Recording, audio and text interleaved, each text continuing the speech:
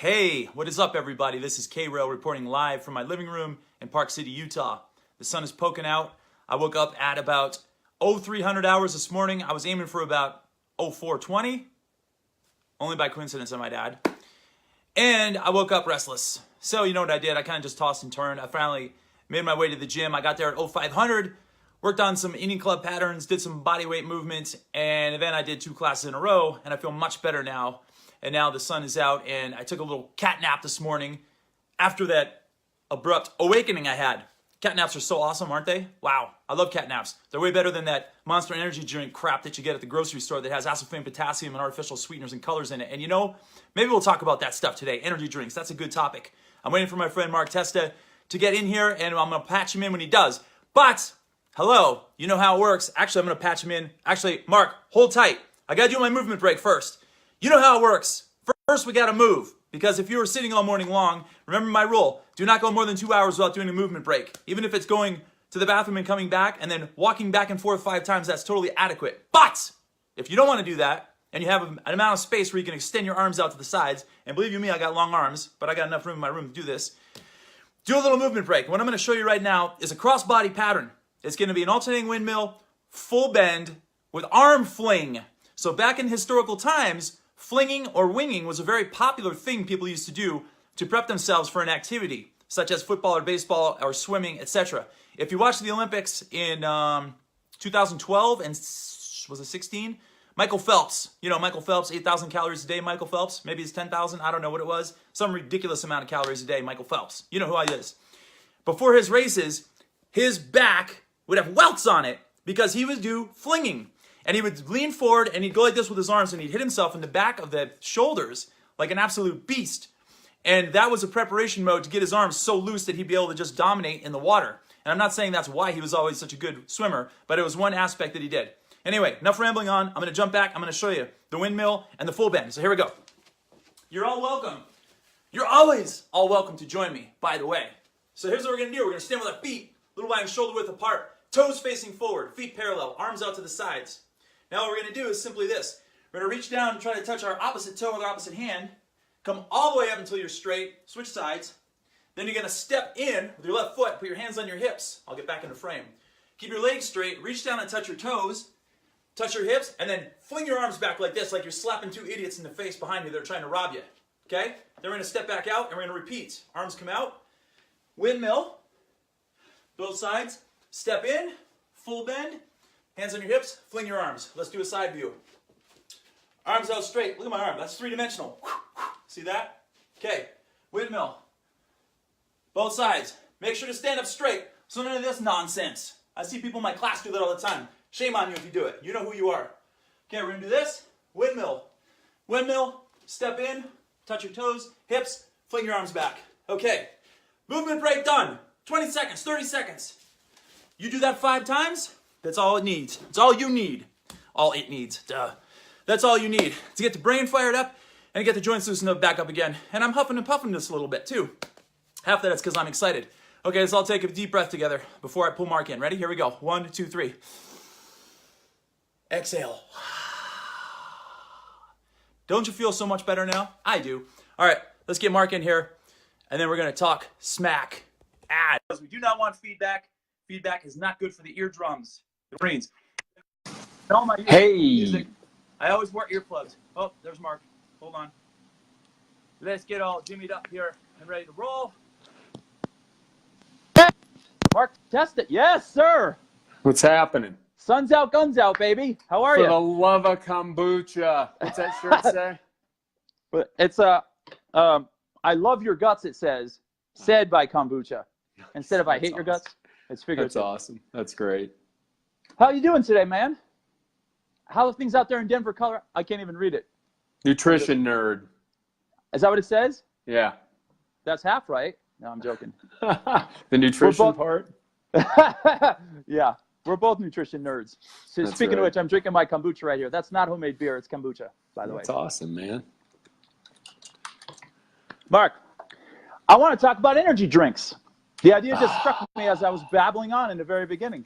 I heard you. I know you're going to have some input, but I'm going to lay a nice foundation for this whole energy drink thing. I don't know how many years ago it was, maybe 12, I came across a study. And I want to know if you came across the same study or a study, or if you heard the same thing. But energy drinks allegedly increase your LDL cholesterol instantly after you finish one, like 12 ounces of an energy drink. And I don't remember the exact number was, and I don't remember the study or anything like that. Someone had handed it to me or passed it to me or sent it to me. And I sat there with a look of astonishment on my face. My eyes just went like this, and I was like, what the? I was speechless.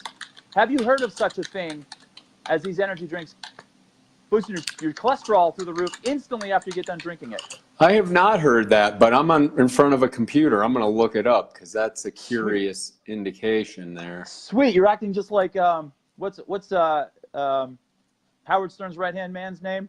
He says something, and then he's like, and he like types it in, like and he's like, blah, blah, and he tells him some kind of information. I forget his name. I don't know. I've listened to that show since the 90s. LDL and energy drinks. That'd be interesting. So anyway, let me tell you all about energy drinks and why I don't like them. So first of all, a basic energy drink. Should we name names? I already said Monster. I guess it's too late. We've already gone down that rabbit hole, right? Let's call a spade a spade. Red Bull is the #1 energy drink on the face of the earth. You can go into any shop, you can go into any convenient mart, any AM, PM, any grocery store, any store across America. And when I go in my big, huge journey in a couple weeks, I know that there's going to be Red Bulls available all the way across America. Now, I am not throwing that company under the bus. I understand you have to make a dollar and you have to do your thing. You came up with a great concept, a great logo and everything X amount of years ago, and it is a huge, huge commodity. The problem that I've got with energy drinks in general is the fact that they can be loaded with sugar and loaded with caffeine at the same time. And people cereal drink these during the day. They rely on energy drinks to survive. Yeah. Whatever happened to the body's natural mechanisms? Has that been all tossed out the window with everything else? I mean, a Red Bull, a thin, slender can is like 120 calories. And I know people that probably drink, they demolish 3 of those a day at least sometimes, and sometimes 4. Which means their body has built up such an immunity to caffeine that 1 doesn't do it anymore. Then all of a sudden 2 doesn't do it anymore. Then 3 doesn't do it anymore. Then they're up to 4. So they're asking their heart to just go like this all day long, like they're running sprints, but they're sitting in a chair, becoming better at sitting in a chair while their heart rate goes through the roof, and the caffeine just kicks in. So you're taxing your heart. You're accelerating the amount of work that your heart has to do. So basically, when I've said to people that smoking takes years off your life or takes minutes off your life, I would say energy drinks do the exact same thing, because you're causing your heart rate to go so high so often that it's accelerated and it's doing more work than it needs to do. And it's only a matter of time before your heart says, hey, I think I'm done. I'm just going to have a heart attack right now, or I think I'm just going to explode. Right? Yeah. Yeah. I see the shocked face going up there. I'm dead serious. That's my theory on it. So you've got all that sugar, all those calories, all that caffeine, and I feel saturated fat and simple carbs are a bad combination, and I feel caffeine and simple carbs are a bad combination. So you're talking like, I don't know, like, okay, let's say 27 grams of sugar average for an energy drink. Divide that by 4, so you're talking like what, 7 teaspoons of sugar. So every time you have an average size, and that's an average size energy drink, and I'm talking like 12 ounces. The Monsters, the full throttles, and all those other ones, I mean, I couldn't fit it in my camera if I had one in front of me right now. That's a huge jalopy-sized can of energy drink. And it's got a massive amount of caffeine in it, a massive amount of sugar. So all of those problems are very effective at putting you in your coffin faster. And I don't mean you as in Mark, I mean you as an individual, as a consumer. What is your take on this, Mark? Yeah, I agree with you, man. I think, whether it's high fructose corn syrup that you're ingesting, and that fructose is the leading cause. Well, it's right up there with causing fatty liver. It's right up there with causing insulin resistance, right? High fructose corn syrup. But let's say it's artificial sweeteners instead. Thanks, that's Joe.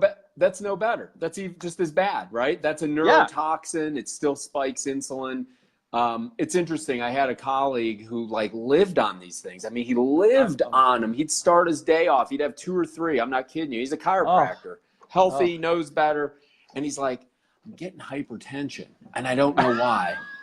I'm like, are you kidding me? You don't know why? And so, yeah, so you can get, That's- you know, you can get hypertension from these things, not to mention, you know, the taurine, which is in there, bad for the heart. That's what gives us all that energy. I mean, anytime you're tapping into the reserves for energy, I mean, you're tapping into the reserves. You're like you said, you're accelerating your direction towards, you know, towards death. And I don't know how much Mortality, yeah. mortality. I don't know how much caffeine are in these things, you know, but it's certainly a lot, in combination with the sugar, the fructose, and then the taurine and the arginine and all the other whatever else goes in that. Yeah. Just not a good thing for you to be tapping into your reserves through those sorts of mechanisms at all. I totally agree. And then they decided to make the sugar-free ones. I'm going to do one of your things. You get that slow motion quote a couple weeks ago. Oh, your fingers were extended. Sorry, finger extension. The sugar-free energy drinks. So we just solved one problem, didn't we? Now we've got no calories to worry about, and we got no sugar. We get all the caffeine, the 105 milligrams of caffeine per serving, which are usually 2 or 3 servings per can, I might add. And remember what we talked about last week about making sure you read your ingredient labels to find out the serving size and how many servings there are and how many you are going to consume. So now you've got 0 calories and 105 milligrams of caffeine per serving. Great. Let's just hold hands and walk down the street as gaily as possible. But here's where the problem comes in. Artificial sweeteners are poison too. Mark just mentioned it. Neurotoxins. Why do you want neurotoxins in your system? I'm waiting. I don't hear anything. Oh, you don't want neurotoxins in your system. Is that what you're telling me? That's right. No. No. The answer is no. Shake your head no, everybody. Okay. We do not want neurotoxins in our system. We don't want aspartame potassium. We don't want sucralose. We don't want TBHQ. We don't want red leg number 4, blue number 5. We don't want artificial sweeteners or colors. We don't want to get a powder pre-workout formula with all those nasty things in it. And I'm sorry, I'm calling things out here. Yeah, call me what you want and say, oh, shove all the studies in my face that you want. You can't go outside and fool Mother Nature. You can't. Mother Nature is vicious, and she'll knock you down in 2 split seconds. That's a good, yeah. Right? Yeah. Aspartame potassium is not in the big old book of natural remedies, in my opinion. I've never seen it. And I haven't seen formaldehyde in there either. And formaldehyde is used to embalm bodies when they die. So if you like to drink these things with the aspartame potassiums and the red leg number 4s and all these other things, be my guest and go for it. But guess what? You're going to save your family a lot of money on embalming fluids once you pass away. I'm guessing. That's what on the street has it. Let's talk about some of the other ingredients that I see in these, you know, as I'm looking online that are disguised as healthy. Branched chain amino acids, CoQ10, vitamin C, green tea extract. I'm like, really? That's a bunch of bullshit because there's not enough in there to be of benefit. You know, CoQ10, green tea extract, those are beneficial, you know, as on a regular basis. If you're going to get green tea extract, drink green tea. Drinking this stuff and mixing that in is not a health. This is not making it a health food. No, it's Band-Aid work. And it's the same thing with, what's that word they use with bread and milk and orange juice? Fortifying. It's like fortified. I have this great whole grain fortified bread in my refrigerator. I don't. I'm hypothetically speaking. Because they took the wheat and they harvested it off of the field, which was probably sprayed with glyphosate, I might add. Right. And then what they did is they bleached the pulp out of it in the facility to get more mileage out of the grain. Right. And then they stripped away everything, the iron, the B vitamins, the fiber, the protein, all of the good stuff. They wiped it out of the wheat. So what they do? They come up with this genius idea. We'll get more mileage out of it. We'll sell more products. We'll cheapen it. And then we'll fortify it, and we'll put back all the vitamins that are missing. So that's exactly what's happening with the energy drink. We'll just throw some CoQ10 in there and some branched chain amino acids and a little bit of taurine and vitamin C and brain function stuff and make it look like we have this amazing drink that's going to fire your brain through the roof. Yeah. But in reality, it's all fluff. Now, okay, so I was explaining how I got up super early this morning, and I was exhausted. I worked out. I crushed my workout, had a couple classes, came back home, started writing some articles. And then I hit the wall, and I lost energy. Mark, Testa, that just happened to you. What are you going to do to get your energy levels up? Well, first thing I'll do is drink water. Okay. Second thing I'll do is move, maybe go for a walk. Good. Unlike you, enjoy coffee. Hey, no problems. I'm not. I do. I'm not bashing coffee. Look, I've had one cup today, but Yeah. if it was before 2, Mhm. I would probably enjoy another cup of coffee. Or actually, what I do drink is green tea if it's an afternoon kind of thing. A good green tea. All of it unsweetened, none of it with cream or anything in it, whether it's coffee or tea. But I would probably do the first 2 things: water, and because water's the second best way to get oxygen to your blood, short of Right. breathing. Yeah. So I would start there, and then I'd go exercise, take a walk, get oxygen. What'd you do?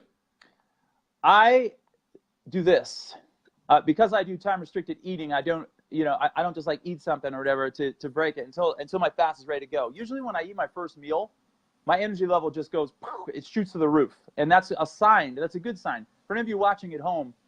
If you're doing time restricted eating, or you do a fasting protocol, and you eat your first meal, and like minutes after you eat that meal, you just feel like this massive amount of energy. That's a super good sign that your body's digesting very well. And that's a spot that you want to aspire to get to down the road. You can do that by rebuilding your gut health. And Mark can go, and I can go into that all day long because that's one of our specialties. But on a personal level, I simply I lay down and I take a nap. 5 minutes, 10 minutes, 15 minutes. I do a power nap. That is natural.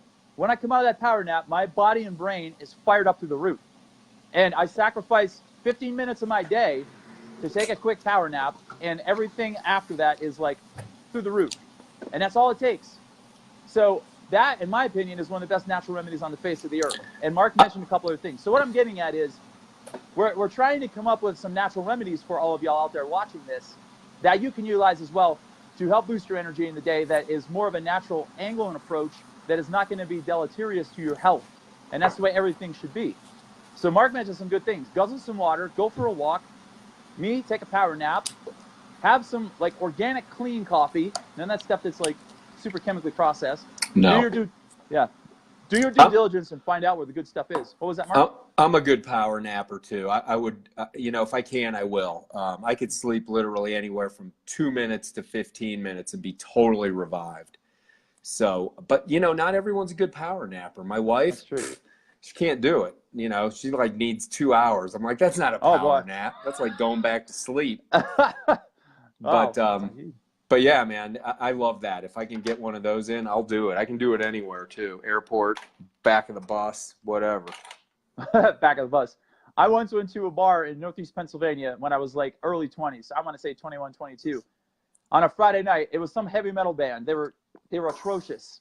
And there was a huge stack of speakers about 10 feet high right next to me. I literally put my head down and I fell asleep right in front of the speakers. So if you can sleep in front of a loudspeaker banging in your ear, you can pretty much sleep in any conditions. I could probably go out there and lay in the snow and take a nap too. Yeah. It's just dependent on the individual. So I want to ask you, how did your plant-based, was it 2 week or 1 week and 48-hour fast? How did that go? Here's how it went. I did 7 days in a row. I did a 2-day fast. I broke my fast with a scrambled egg stir fry with a lot of my favorite vegetables mixed in and blended. The next day, which was last week, I went right back to the vegan diet again. Did 7 days in a row again, or 6 days I think it was. Had 1 day of eating meat, which was on Sunday. Was it Sunday? Maybe it was Monday. I had eggs again, and then I'm right back to vegan again right now as we speak. Right now? Right now. So it's completely on right now. My flip has transpired. So I'm doing 5 days. Whoops, almost knocked my camera down. I'm doing 5 days vegan plant-based, and I'm doing 2 days of animal protein. And I'm feeling great. I think it feels like my lower back pain is kind of dissolving or disappearing. I don't have this massive back pain or back issue. I just have like tightness in my back sometimes when I wake up in the morning. And since I've been doing more hardcore animal-free dieting, I've noticed that has gone, it's probably 50% less. And I feel like my range of motion and flexibility is better.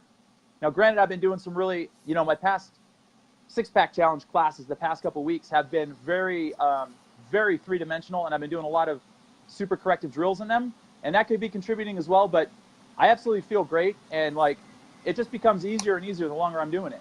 And I'm like, That's cool. I don't really aspire to go back. When it comes to cooking meat, like actual meat, like red meat, I've cooked it like so seldomly in the past anyway, because I've always been like, when I did animal protein, it was more like chicken, turkey, and other things like fish too. A lot of you may argue with me and say fish is not meat, but I'm like, anything that breathes is meat to me. But steak or like red meat was always so hard for me to cook. I always burned it, or like I tried to put seasonings on it and it was like too much seasoning or not enough seasoning, and I just ended up like putting ketchup all over the place and just eating it with ketchup to try to make it taste better. But like I didn't really know how to cook meat well, so I'm like, it's a sign to me that I should probably be making meat or eating meat. There you go. And the last time I had it, like I cooked meat, was like 2 summers ago. A friend of mine had given me some organic elk he had gotten up in Montana, I believe it was. And it was even like a rather thin steak. And I'm looking at it, I'm like, oh man, this looks so good, but how do I make it? It was a Sunday afternoon, I'll never forget. So I put it in a skillet and I had coconut oil. I'm like, I'm cooking on low heat and trying to flip it back and forth, and I still burnt the heck out of it. My whole apartment smelled like burnt meat for like a week. I was nauseous every time I came home from the gym, and I was like, oh my gosh, the smell just won't leave. And I'm like, I don't think I'm cut out for this red meat stuff. So from a physical standpoint, I feel great. I can totally see how anyone out there watching or anyone out there in the world can be 100% vegan and plant-based easily, hands down. I've been working on some of these like really fun homemade desserts too. Like one of the things I was trying to do also was eliminate the amount of processed sugar I got into my diet. Even if it's organic and it's in like an organic Oreo alternative, in my opinion, it's still processed. Let's face it. You can't go like pull an Oreo off a tree outside, no matter what form it's in, if it's organic or not. And you're still getting a super dose of sugar if you eat like half a package. Of course, it may not cause atherosclerosis because there's no high fructose corn syrup or trans fatty acids, but let's call a spade a spade. Sugar's sugar. So I've got a massive sweet tooth. Now, being that I do 2 meals a day, and now that I'm doing more plant-based, it makes sense that I would need more calories. So I started getting out of control with my sweet tooth, if you will, because I do have a massive sweet tooth. But I wanted to start weaning myself away from those things that are just like the processed things, like the candy bars, the cookies, the vegan peanut butter cups. I started going down that rabbit hole a little too much in the winter. I just had a reality check with myself, and I'm like, I want to go more of an all natural, all clean angle, even with the sweets I have. So I've been making these really delicious desserts, and I got to tell you, man, they're hitting the spot, and they're super perfect for what I'm doing. Like what? Well, I have this one that I call chocolate soup. I had it on my Instagram live story yesterday, and it's spelled CHAWKOLATE, chocolate. Like chalk, as in raw, chocolate, syllable sound.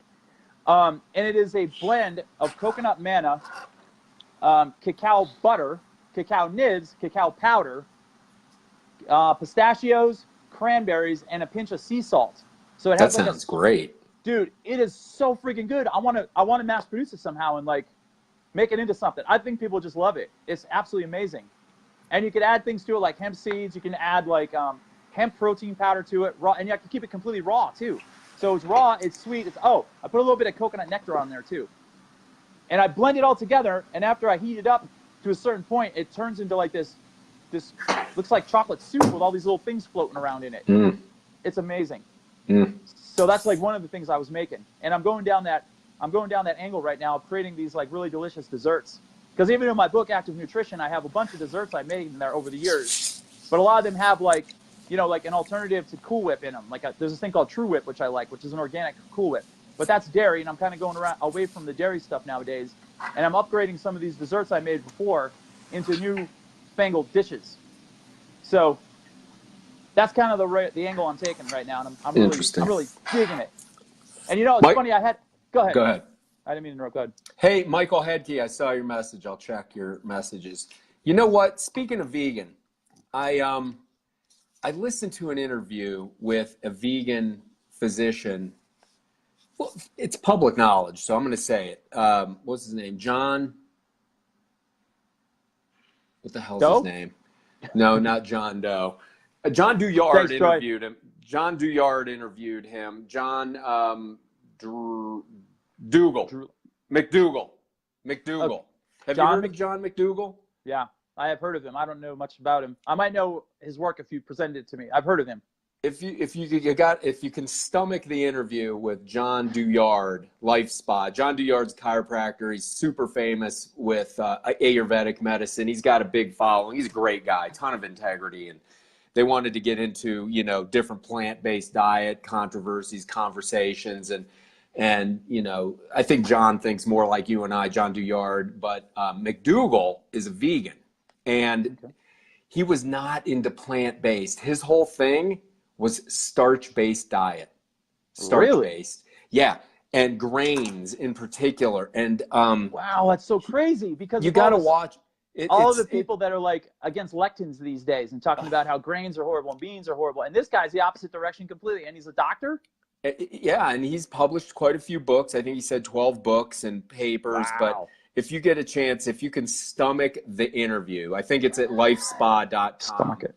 It was, I could not even stomach the interview. It was the worst. If you thought you wanted to be vegan or vegetarian and you were learning from McDougall, you would go out and get a steak immediately. Because, but I'd never heard of a starch-based diet. Every time John Douillard said plant-based, he's like, starch-based, starch-based. And he was trying to convince everybody that humans have been eating starch. They've been storing starch and grains. Humans were bad hunters. Men were bad hunters. We couldn't feed ourselves if it weren't for, I was like, I have never heard such a crazy conversation. Concept. But I mean, have you ever heard of a starch-based diet? No, I heard that those who have a predominantly starch-based diet are more predisposed to diabetes. Yeah, exactly. That's about all I've heard. But boy, it was a lunacy of a conversation. And you know, you and I attended that fasting conference this weekend, and it's just so different to hear. You know, we've said it. You and I have said it, right? There is no one diet, but there is only one you, and you got to figure out what works for you. And you know, I looked at him at 72. He looks unhealthy. He looks pale. I wonder about any kind of essential fatty acids because he's against oils. I wondered about, you know, B12 because he's anti-meat, and he looked completely nutty on this. And then you go look at, you know, some of the research like we heard this weekend about, you know, from Don D'Agostino about ketosis and ketones and how beneficial they are for the brain and how they help derive brain-derived neurotrophic factor and how they help, you know, suppress tumor growth and things. And then, you know, you flip the coin and you go look at all this grain-based stuff. And it's just interesting to me, as we always talk about how you can have all these different diets that work for different people, and you just cannot preach one diet for everybody. Amen, Mark Testa. Absolutely. So there is I feel there are protocols. I feel there are baseline stipulations you should follow with everything across the boards. So fasting, I think there's a baseline structure you should follow. However, someone who is a 120-pound male who's looking to bulk up because he's a hard gainer, I would still have him do a fasting protocol, but I would have him structure it completely different. It would be 3 meals a day, nothing in between, and I would have him gradually increase the calories of those meals to make these monstrous meals. Someone like me who's a high-intensity exercise guy, semi-bodybuilding type build, I'm a 2 meal a day, 16-hour fast type of a person. So I need to make sure that I'm getting enough nutrients and vitamins and minerals in those 2 meals, and I have to make them super nutrient-packed. Yeah. And someone who's looking to lose 50 pounds, they're going to be more on like 2 days a week of 24-hour fasting, 16 hours in between, 2 meals a day on those days, 1 meal on the 24 hours, nothing in between, smaller portions, etc. The list goes on and on. And then you have to take the variable of, are you vegan? Are you plant-based? Are you paleo? Are you keto?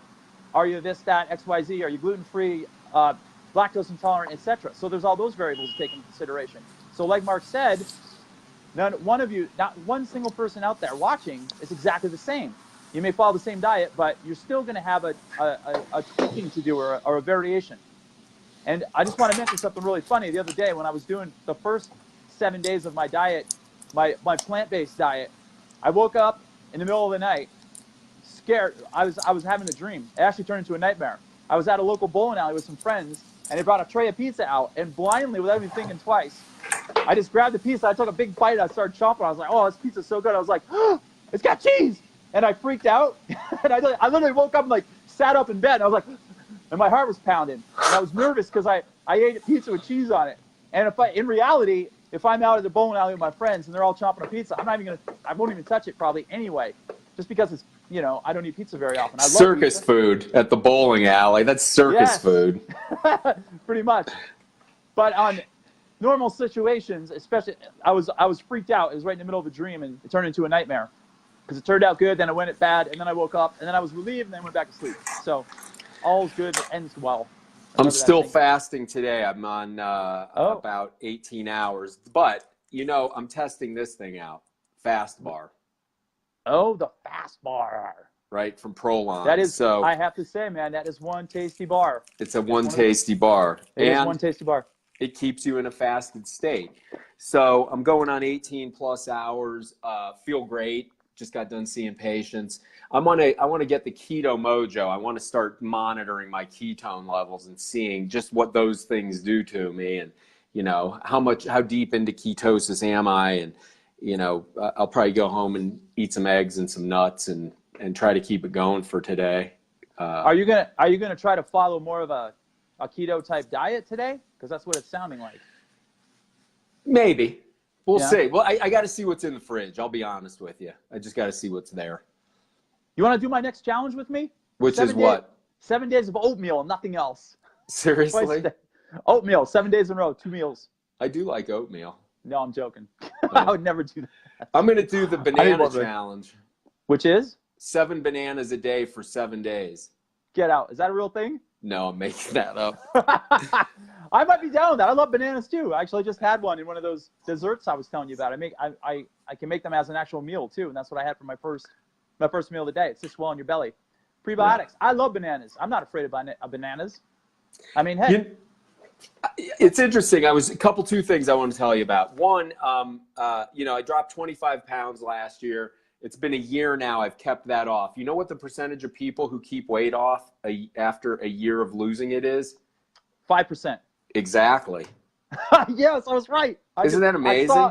I saw that number out in the periphery of my skull, kind of like a bird flying by, and I just plucked it out of the air. Yeah. 5%. That's not only amazing. That's sad and astonishing at the same time. It is. I just saw a study too that came out of University of Colorado, that said, and I got to reread it, but exercise was the best way to maintain weight loss versus diet. And I tell you, over 50, I don't find that to be true at all. That's why I want to go back and look at the diet and find out what were they feeding these people, and what were their ages, and what were their starting weights. Because if you're at 230, well, look, people that I treat, people you see that are 230, they can't exercise. They just can't. They generally have back pain or leg pain, or they can't do stuff, or they say don't. And they were like, what they say? It was consistent with the findings in the Biggest Loser. I'm like, the Biggest Loser. Those guys all put their weight back on plus a year later. Yep, it's all chronic. That's fact. It's like they always talk about the stories of those people that go on there and get yelled at by, what's her name? Jillian Michaels. Oh, Jillian Michaels, whatever. And the other guy, and then they got off the show, gain it all back, and interest, as my good friend Doug Orchard would say, and then they're back to square one. No, they're not back to square one. They're in negative square one is more like exactly. Holy Toledo. So I don't know what you think about that, exercise versus diet.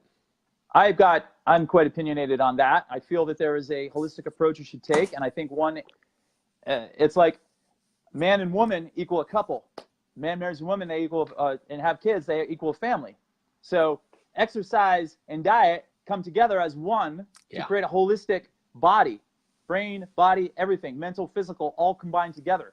So I think if weight loss is in fact the goal, I think that exercise and diet should be combined together in glorious harmony. I do believe that you can compensate with diet alone and lose weight. I do not think you can do fitness alone and lose weight. And what I mean by that is I know far too many times people that exercise or start an exercise program or join the gym and they continue to eat junk food or unhealthfully, or they work out and then they just go to a Chinese buffet afterward, or they go to a late night spaghetti dinner up on Main Street and drink 6 or 7 beers and think they can lose weight. And then they come and complain that they're not losing weight. And I'm like, 2 steps forward, 3 steps back. Fitness alone can't do it. I think diet alone can do it. Yeah, Fitness yeah. alone can't. But I think the best approach is both. But go ahead. Yeah, I saw a paper last year, a couple years ago, that basically said that same thing. You know, people exercise and they think because they burn, 300 calories that they can just go eat. And then they tend to overeat more of the calories than they burned off. And you're right, then they're net negative plus interest. Yeah, I know. It's super compensating. That's basically what it's called. Exactly. And that's one of the big sabotages out there. And that's actually a good little rabbit hole for us to jump down right now. That is one of the key sabotages that I see out there, is people compensating or thinking they can get away with anything with their diet because they're working out, because they're going to a six-pack challenge class, mine, for example, or going to some like aerobics class or some other one where there's like 30 people in the room and you can barely even move because there's so many people in there. They think that gives them the green light to do whatever they want outside. So one of the main things I see when it comes to sabotaging is that right there.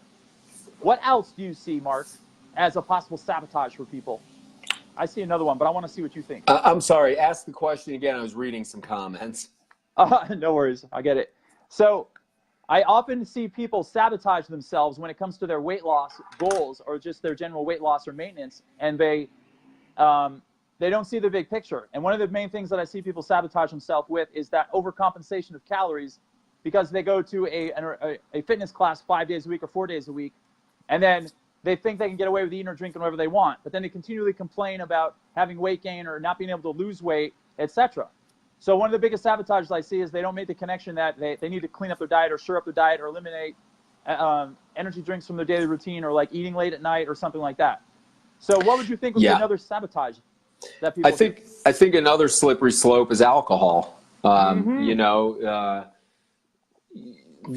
mean, we all know there's alcohol, calories in alcohol, but because it's liquid, if you think about 3 or 4 beers, I mean, that could be 400 extra calories. That's a light beer, right? And that's aiming low, man.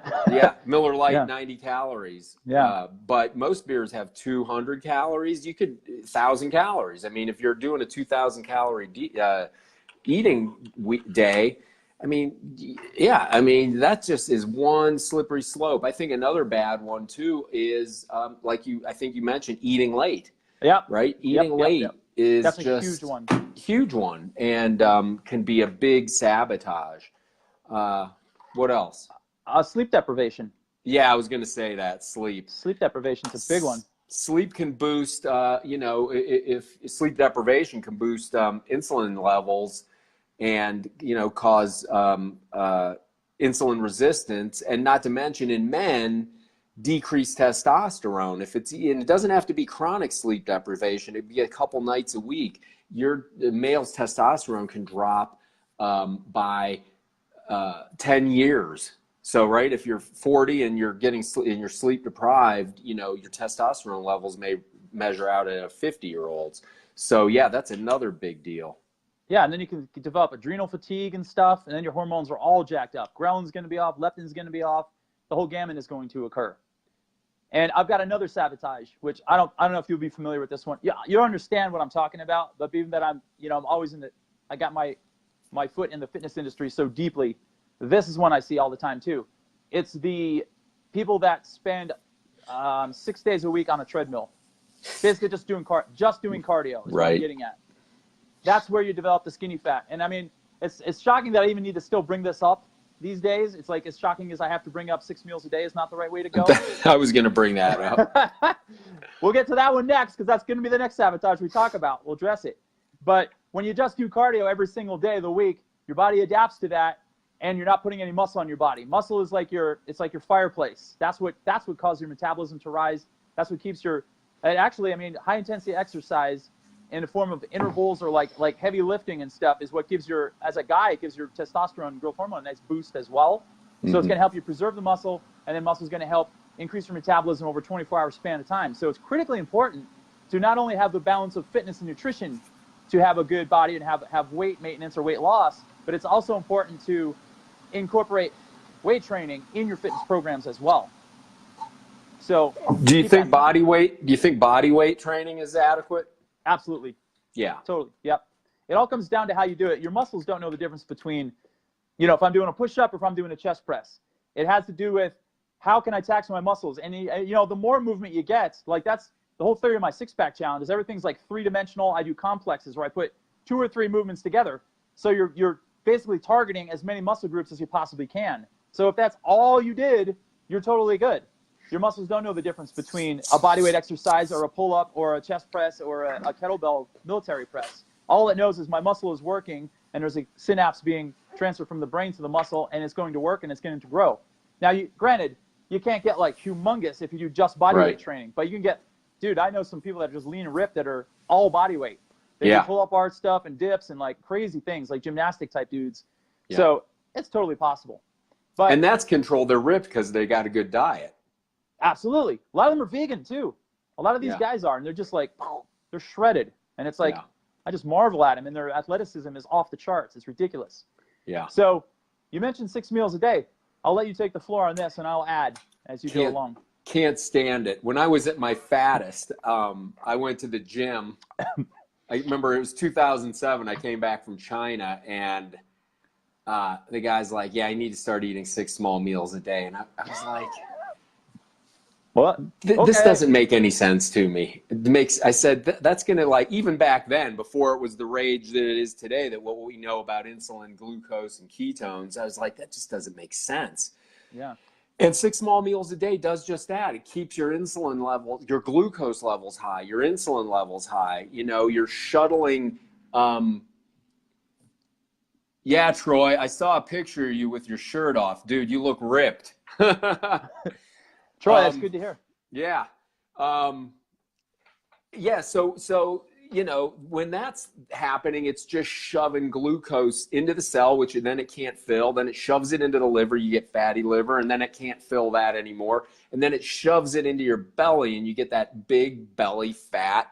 And you know what? I don't see that it speeds up the metabolism. I don't know how much it speeds up the metabolism. That was always the thing. Oh, yeah. Like, how much is the metabolism slowing down between meals that you got to eat 6 times a day?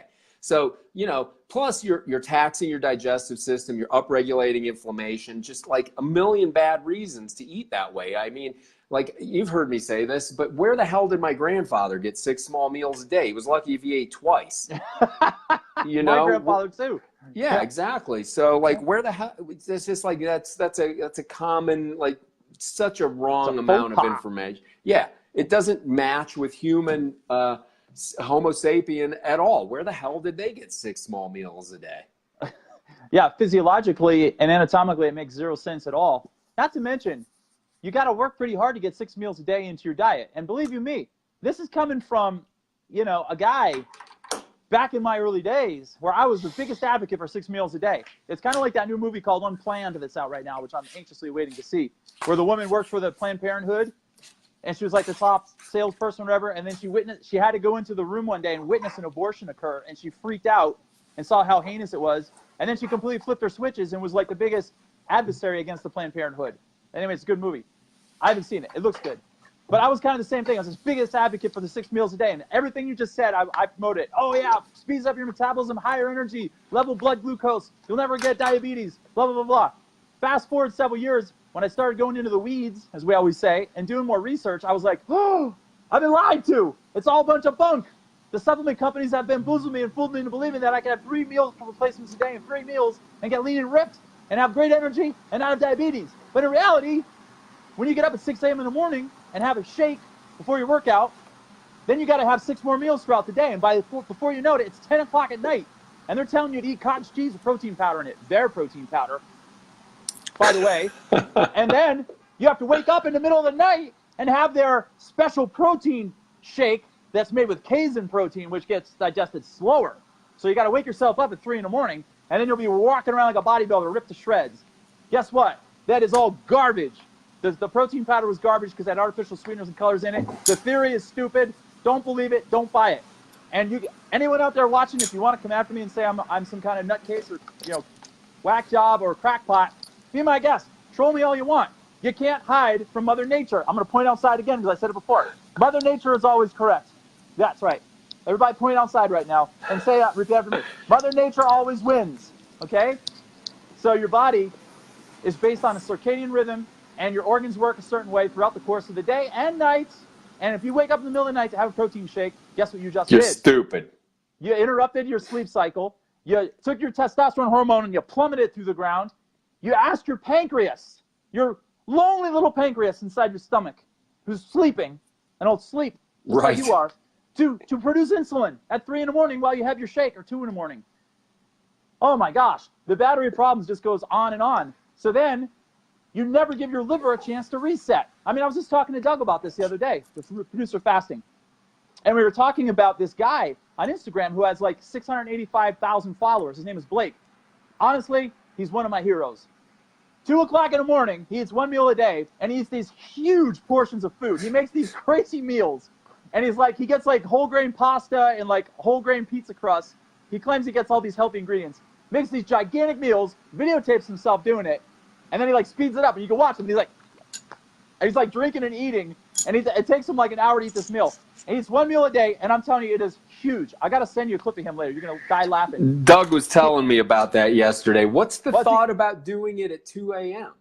Well, allegedly, he was on Dr. Oz even. That's how popular this guy got. And he said, Dr. Oz is asking him all these questions. He's like, we did a blood panel on you. He goes, and here it is. They put it on the board, and it's like, everything is absolutely perfect. Blood glucose, blood sugar, cholesterol, perfect numbers across the board.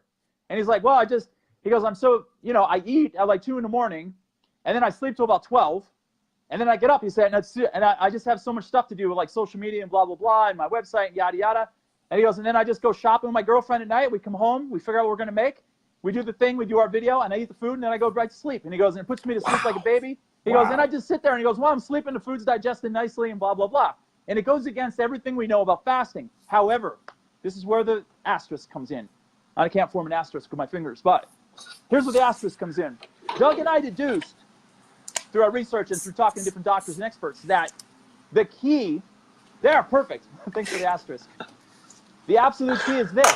If you give your liver enough time to process what you've eaten or taken in, then you can be totally fine getting away with what he's doing. So we think that it's the process of the liver just letting itself, come back to, normalcy again through the amount of time that he fasts throughout the day, that he's totally fine and he's going to be unblemished when they kind of disease or conditions. We'll see. So, we'll see. I always like to see who in the hell is preaching the loudest from the pulpit about it, and I just want to watch how they age. And well, I heard, who'd I hear? Someone recently said it. The average bodybuilder, because of the way they eat and the steroids, of course, aren't really helpful. Average age is 63, right? And we just saw Charles Poliquin, right? Charles died. Yeah. At like 54, 55. And he was a big anti-vegetable, huge steak eater. And I just saw Charles last year. He still had the guns, man. He was a keto guy, wasn't he? Wasn't he more in the direction of keto or like meat and potatoes? Really. But he was like old. Wasn't he like old school though? Yeah. Diet-wise, like meat and potatoes and stuff. Yeah, and tons of meat, like no veggies, just meat, boy. Oh my gosh, like caveman diet. Kind of, but yeah, I mean, so that stuff, I don't know. Again, I just like to watch, like McDougal. Had I not watched him live, I might have given him a little credit, but he looked demented and a little crazy. And I mean, make your own judgment if you get a chance to watch it. Lifespa.com. He just didn't look right. And I went to last year a plant-based diet conference, and I walked in the room, and 60% of the people were overweight and didn't look healthy because they don't eat oils and they don't get adequate B12. And, I don't know, maybe I'm wrong in thinking this way, but you should not let your health be the detriment to saving the planet. Right. And a lot of vegans, they're like, the vegans are growing. The vegan community is growing. We're saving the planet. I'm like, I practiced in Boulder for 15 years. Some of the sickest people I saw were vegan and vegetarian. And John Douillard said the same thing. And, McDougal was like, no, that's not true. Nobody. I've never seen anyone not be healthy that's a vegan or vegetarian. I'm like, you must have your eyes closed then. You must not work with patients, because I said it, you know, other people have said it. It's just, you know, you can't go too extreme. Well, look, here's where the paradox comes in with the whole plant-based vegan thing. There's a balance to strike. We know that the vegan diet, plant-based diet, has been shown to literally reverse heart disease and reduce the risk of all-cause mortality. That's an absolute fact. But the problem is, if you don't know what you're doing when you go down that road, that's where the problem sits in. And honestly, I don't really know too many overweight vegans. I haven't met too many. Most of the vegans that I know are either strict and they have it down and they understand like proper nutrient balance and all that kind of stuff and they get what they need.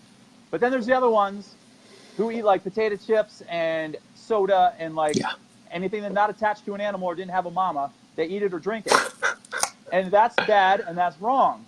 If you're going to do it correctly, like I'm very well read and very well schooled in nutrition. So my whole approach is, I was on one of the, I think it was the Ultra Marathon page or whatever on Facebook the other day, and someone asked a question about being vegan. They said, I'm going vegan. What tips do you guys have about, I don't know what, things to take on the trail and blah, blah, blah.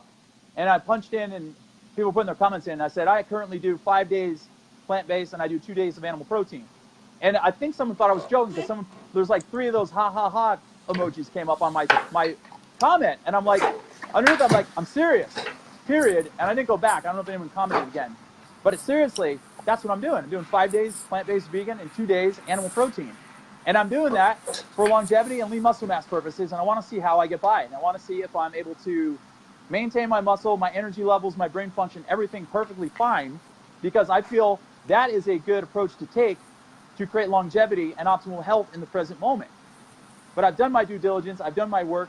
And I've experimented and I've done the research for years. And I've arrived upon this could possibly be I like to use the word cracking the code. I feel like I've cracked the code on optimal health and longevity all rolled into one. And that's why I'm doing it. And, you know, I love animals just like everybody else. But animals have been sacrificed for all the way back to biblical times. It's just a fact of nature. It's the law of natural selection. So I don't believe in abusing cats and dogs and animals as pets. But I mean, meat is meat, and everyone's going to eat it. No one's going to stop. There's always going to be these people butting heads between the vegans and the carnivores and the keto people and the paleo people and whatever. I love everybody equally. Screw me over or cut my neck off or stab me in the back and we have a problem. Otherwise, everyone's fine by me.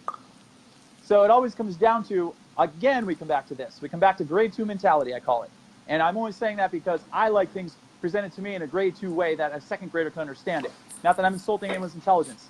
But Mark and we're very intimate about this, and we say it till we're blue in the face. Always do what works best for you.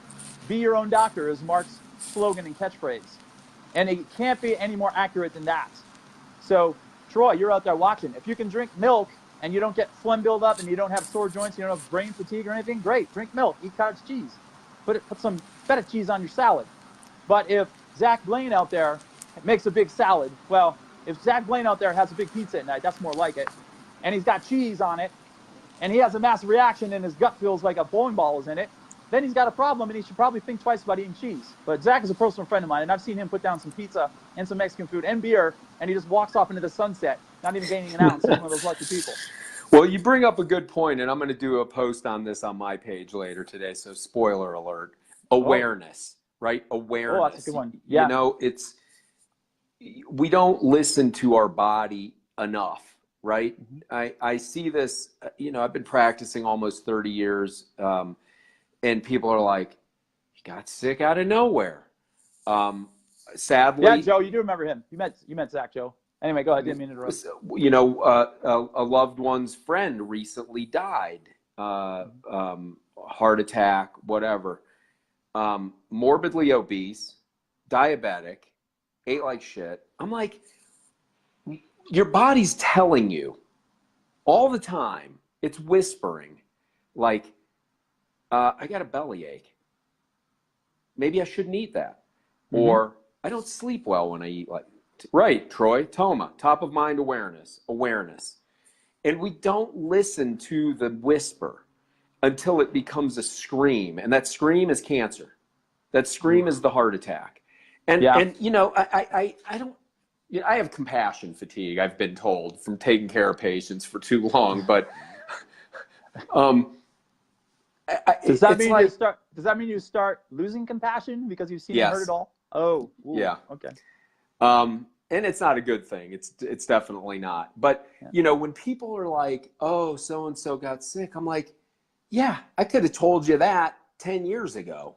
You can see it coming because we have been, I don't know what, like, you know, the damn Prilosec commercial. Oh, I can't eat that. Take the purple pill. I take the purple pill. Now I I can can take eat it. fucking anything. And, you know, it's that we've been sort of duped into this, you know, this health illiteracy, like paying attention to our body, listening to the awareness. Oh, every time I eat that, I get a rash. Every time I eat that, I get a headache. Every time I eat that, I get a bellyache. Every time I eat like that, I get a stomach ache. Every time I eat like that, I can't sleep. But we don't listen. And that stuff builds up and builds up and builds up. And then all of a sudden, so-and-so has diabetes. Oh, really? No shit. So-and-so just had a heart attack. Oh, really? That 45 extra pounds around their belly wasn't a signal? They didn't see that when they got into the shower every day? I mean, look, I'm not trying to be hard on people, but this comes back to the levels of awareness that we either neglect or we avoid or we don't want to pay attention to. And look, I'm no saint. I don't want to come across, you know, like I'm any different, but I now know, and I do listen after being 50 pounds overweight. Like, I can't do that. When I go lay down after I eat, it hurts. When I eat French fries, it hurts. It hurts. It literally, it hurts me. And so I don't do that stuff anymore. But, you know, when I was packing on the 50, I used to go to this burger joint by my office sometimes, not once, but twice a day. And I'd get the double burger with the bacon and the onion ring, and it was delicious. I'll take two. I'll be back later. You probably had volcano breath the rest of the day, too. I had volcano something. I'm lifting my leg. Wow, nice. So back to nice the awareness. Nice, right? Back to the awareness. We've got to start listening to our body. It's constantly telling us. So there is no one diet. There's only one you. So what works for you? Your body is telling you, this works for me. This doesn't work for me. The milk doesn't work for me. You know, I talked to a patient yesterday. You know, how much alcohol do you drink? Well, I drink more than I should, and I feel shitty for a couple days after. Oh, yeah, what do you mean by shitty? I get diarrhea immediately. I get puffy. I can't sleep, and I have anxiety. Gluten intolerance. I'm like, and you keep doing it? You like diarrhea? You like the anxiety? You like the shitty sleep? Like, what makes you keep doing that?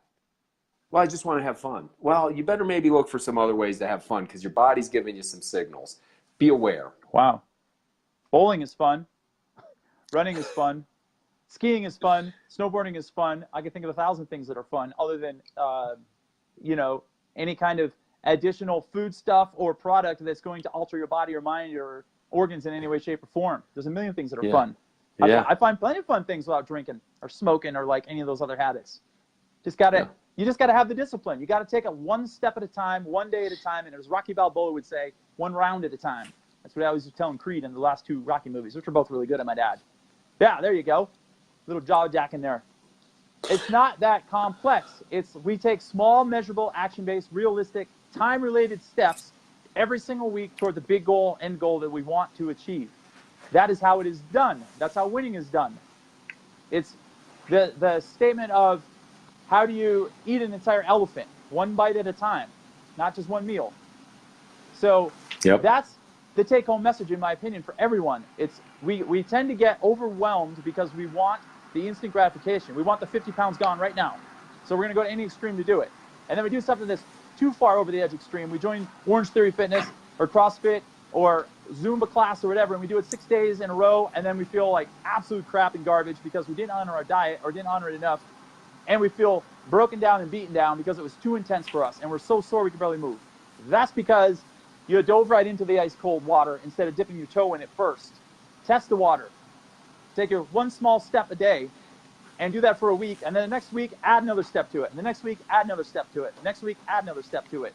Do one vegan day a week. Don't go right from like, I'm a carnivore to I'm doing vegan next week. It's not going to happen. I promise you won't do it. You will fail. The failure rate is 90%. And I don't mean to sound negative. I'm being a realist here. Mark and I are just being realists. That's all. We've seen Same with fasting.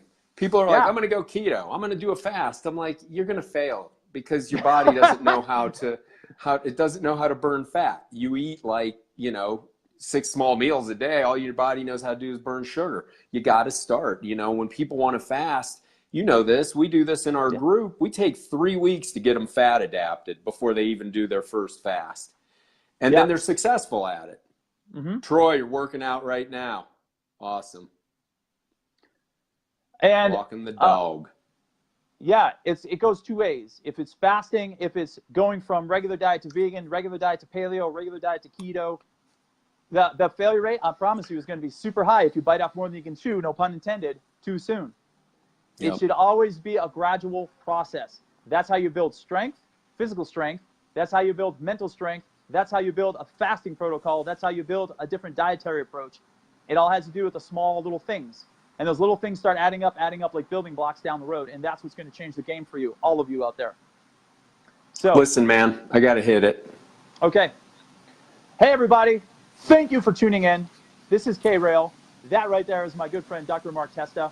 If you have any questions or comments, always hit us up behind the scenes. We have a program called Rebuild. Go to Pine Pond Superfoods right now after you get done finishing listening to us clap our guns. And check it out. Rebuild is a 12-week program. It includes a fasting protocol, a workout protocol, and you have 100% access to us all hours of the day. How would you like it if we came and camped in your house for a week or two, huh? What are you eating? We'll be coming in. What are you eating? Did you work out today? What's in the refrigerator? Yeah.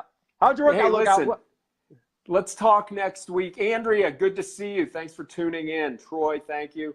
Let's talk next week about how to lose belly fat. I know that might not be a woman thing, but let's talk about it because there's some good stuff. I want to talk about fructose and fruit in particular because, there's this notion that fruit's bad. And I'm going to say this. I'm going to go out on a limb. For some people, they should totally avoid fruit. Agreed. For some people. You and me, we can get away with eating fruit. But if you're borderline diabetic, if you have prediabetes, if you have belly fat, if you have fatty liver, you should not be eating fruit. That fructose is just not good for you. It's different than glucose. Sugar is half glucose, half fructose to make sucrose, sugar, table sugar, all that stuff. All that stuff is leading to fatty liver, which is becoming an epidemic, not only in adults, but in children because they eat so much sugar, which then leads to cirrhosis. And we're going to see some serious problems coming down the pike here shortly. So let's talk about how to lose fat and some different strategies around that. We'll talk about that next week. I love the idea. Let's just call it belly fat. We'll talk about the good, the bad, and the ugly and how it affects both genders differently because it does. Yeah. And then we'll talk about some solutions for that. I love it. Yeah. Sounds like a game plan. All right. We'll see you all next week. Make sure to go to Pine Pond Superfoods, get the Rebuild program, or just hit us up and ask us anything you need. In the meantime, until next week, this is K-Rail reporting live, and that's my good friend, Dr. Mark Testa. Double bicep, pop it. Look at that. That's a funny way to close. All right. All right. We'll see you guys. Bye.